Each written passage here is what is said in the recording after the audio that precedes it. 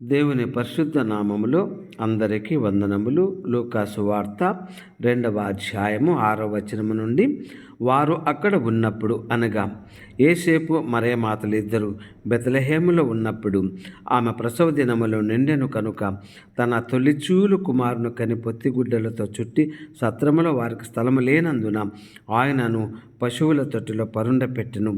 ఆ దేశంలో కొందరు గొర్రెల కాపరులు పొలంలో ఉండి రాత్రి వేళ తమ మందను కాచుకొనిచుండగా ప్రభువు దూత వారి యొద్దకు వచ్చి నిలిచినను. ప్రభువు మహిమ వారి చుట్టూ ప్రకాశించనుందన వారు మిక్కిలి భయపడిరి. అయితే ఆ దూత భయపడకుడి, ఇదిగో ప్రజలందరికీ కలగబోవు మహాసంతోషకరమైన సువర్తమానము నేను మీకు తెలియచేయుచున్నాను. దావీదు పట్టణం నందు నేడు రక్షకుడు మీ కొరకు పుట్టి ఉన్నాడు, ఈయన ప్రభువైన క్రీస్తు.